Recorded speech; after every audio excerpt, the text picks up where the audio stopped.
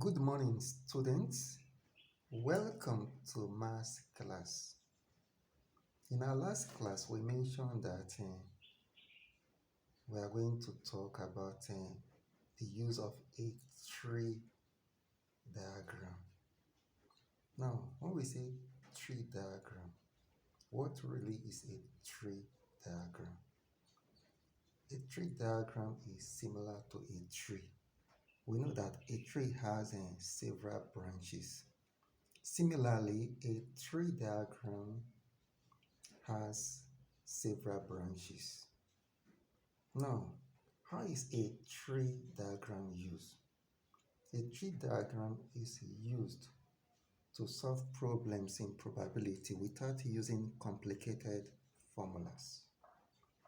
A tree diagram can also be used to display all the possible outcomes of an event. So now I want to learn how we can use a tree diagram to display the possible outcome of an event and how we can use it to solve problems. In our last class, we mentioned that we are going to solve this very problem in today's class. So let's look at the question. The question is, if a coin is tossed twice, what is the probability of obtaining one head, two heads, zero tail, two tail, zero head?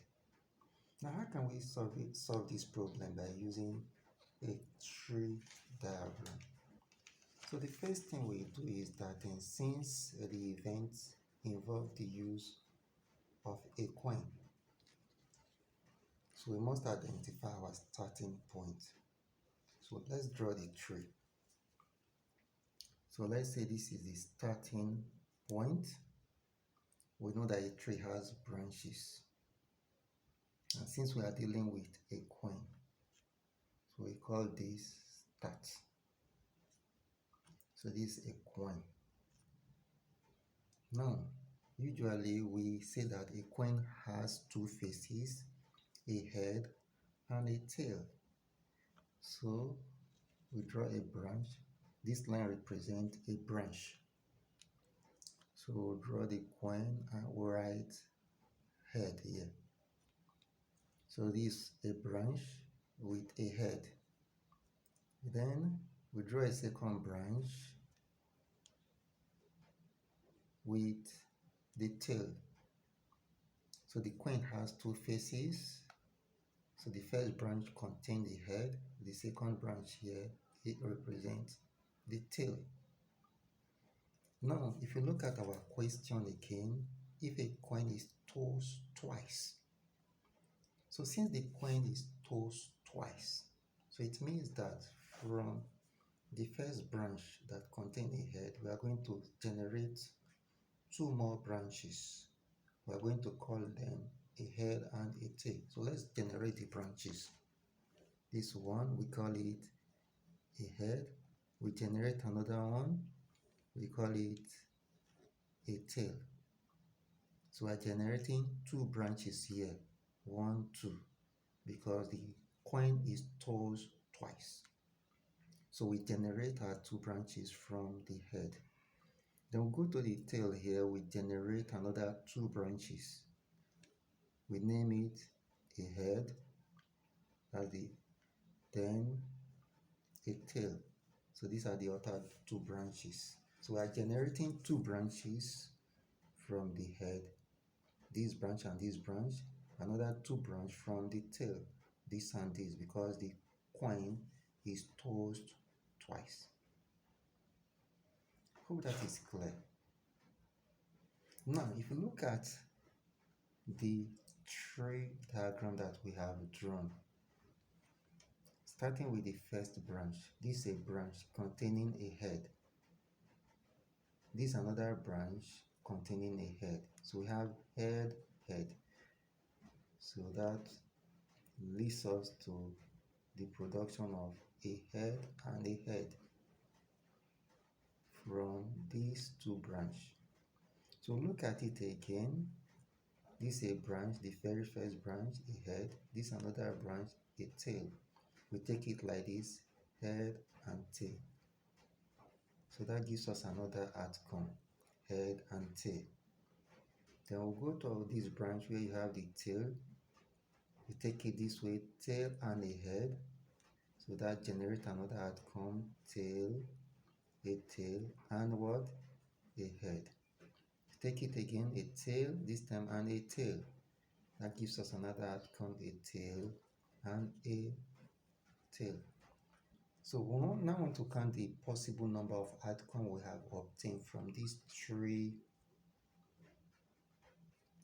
diagrams. So let's count. 1, 2, 3, 4. So it means that the possible outcome is 4 in this event. Now, using these three diagrams, so how can we solve the following question? We are told that to find the probability of obtaining the following: one head. So look at the outcomes 1, 2, 3, 4. Which of the outcomes contain one head? This very outcome contains 2, so we are not picking it. This contains 1, this contains 1, this contains no head. So count the total number of outcomes that contain one head. 1, 2. So there are 2 outcomes that contain one head.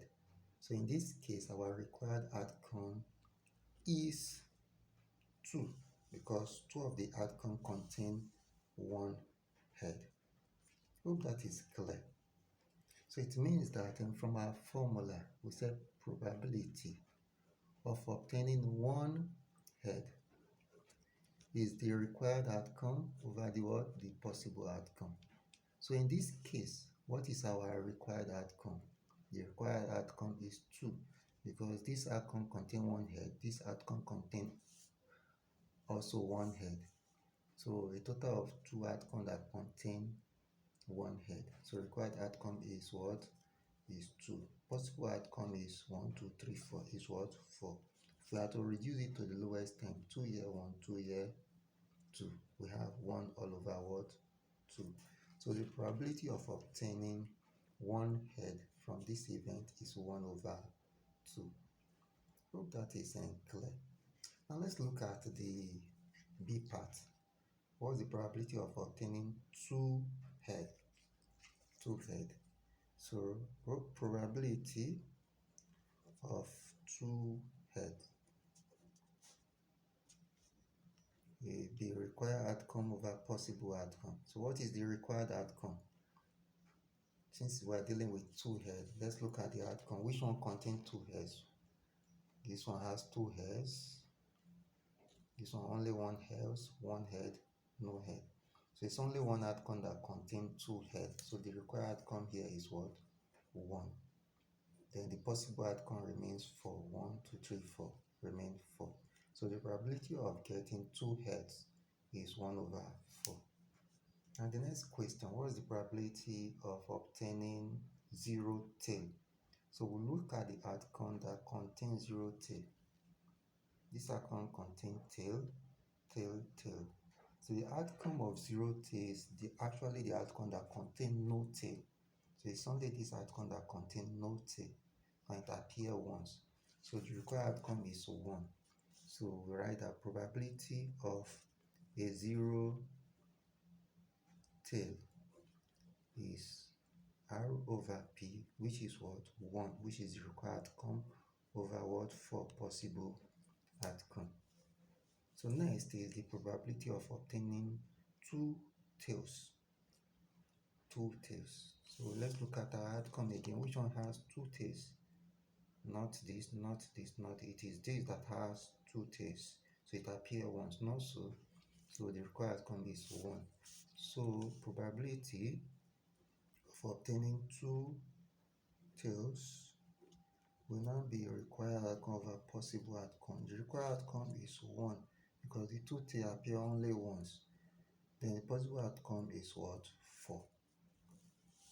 Now what is the probability of obtaining a 0 head?